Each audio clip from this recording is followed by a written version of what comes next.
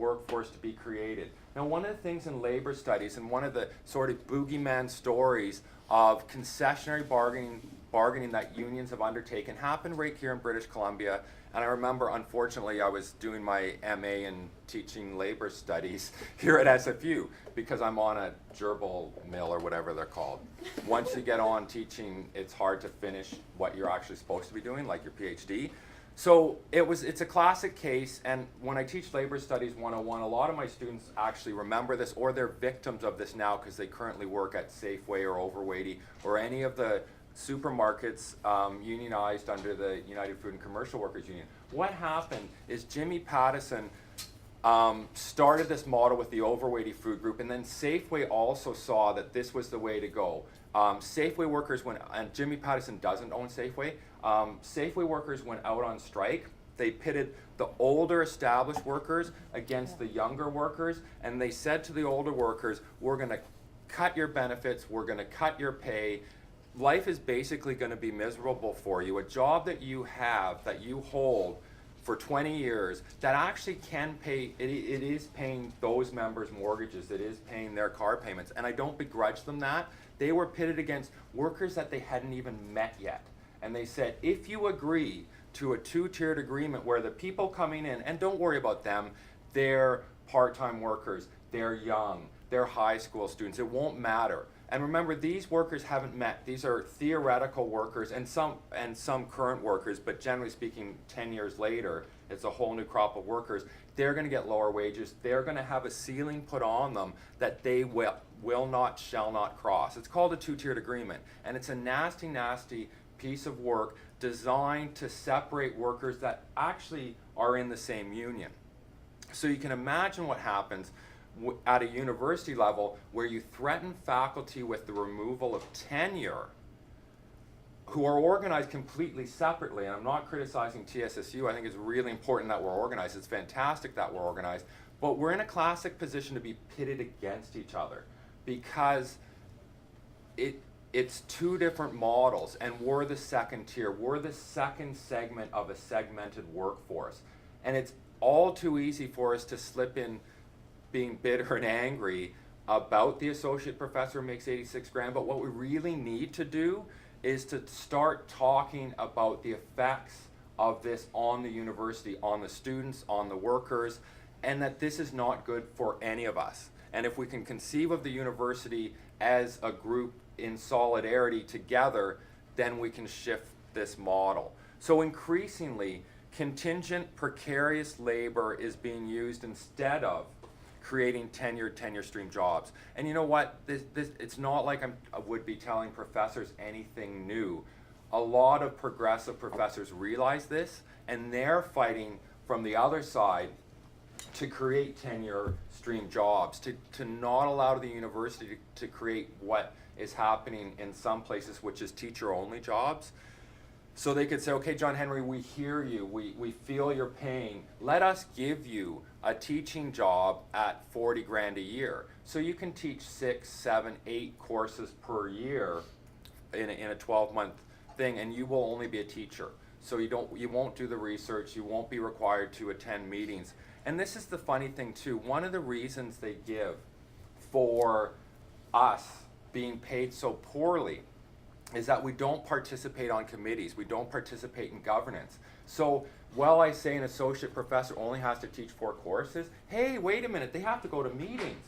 Well, they're using that as a reason to pay me less. So shutting me out of governance decisions means that I should get paid less. Hey, we don't care about your opinion. Associate professors have to voice their opinion and vote at our meetings, so therefore you get paid less. It's completely and totally illogical.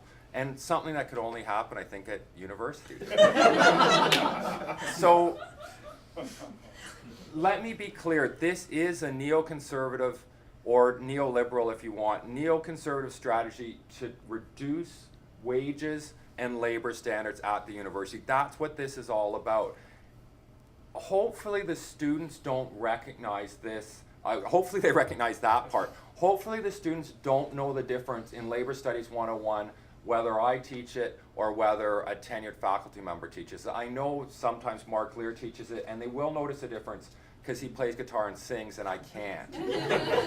But I would like to think that we deliver the same course, except that he would get to think about it, get to plan it, and get paid for a whole semester off where he could become a better, more innovative professor than I have the opportunity to, because I'm going to be driving down the road to teach at Capilano University, or I'm going to be teaching at UFV. So the very thing that I make my living on is very difficult to improve what I do once you get into the trap of being sort of a permanent contingent laborer.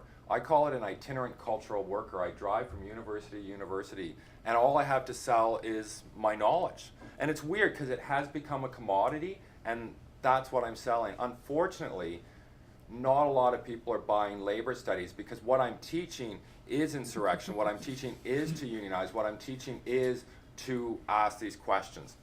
So anyway, to make a long story a little bit shorter, there is literature on this topic, and it's noted that sessionals are a particularly heterogeneous group. Some are graduate students teaching their first courses. Others are professionals teaching an occasional course in a professional faculty. So they actually work somewhere else. They come in and teach, of course, because they're experts in their field.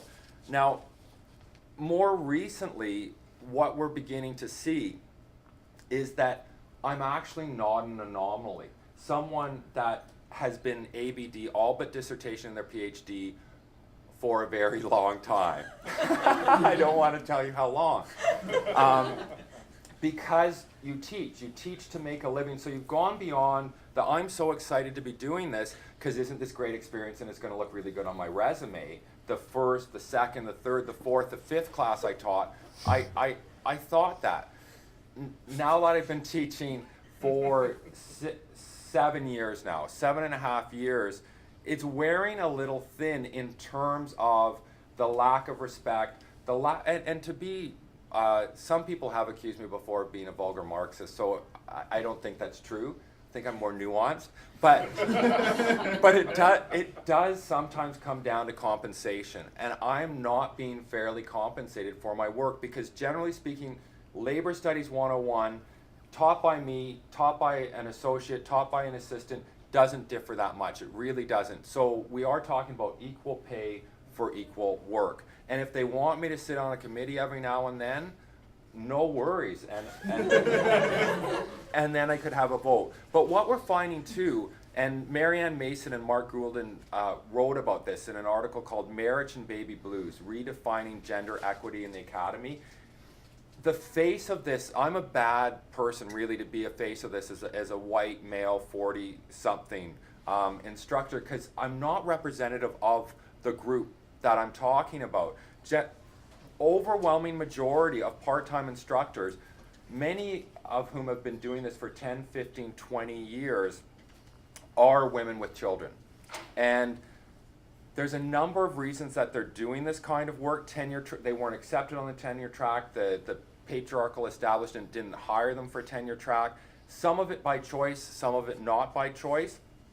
But increasingly, people with family responsibilities jump off that tenure track, that train that seems to leave the station really quickly. But realistically speaking, when you go back to the slide, and I don't mean that literally, you don't have to. If you go back to the slide in the United States, where 50.3% of instruction is being taught by sessionals, that isn't just a bunch of people who made the wrong choices. That is not a group of people who just didn't have it, because that's kind of what I think in the early part of your PhD experience you're encouraged to think. If someone's been around the department for 5, 6, 7, 8 years, no one really explicitly says it, but they've done something wrong. And you're not going to, right? Any of you are PhD students, you're going to get that tenure track appointment. But increasingly that is seeming like telling kids that you too can be President of the United States. There's only one President of the United States, and all those kids can't be him or her. It's just not possible.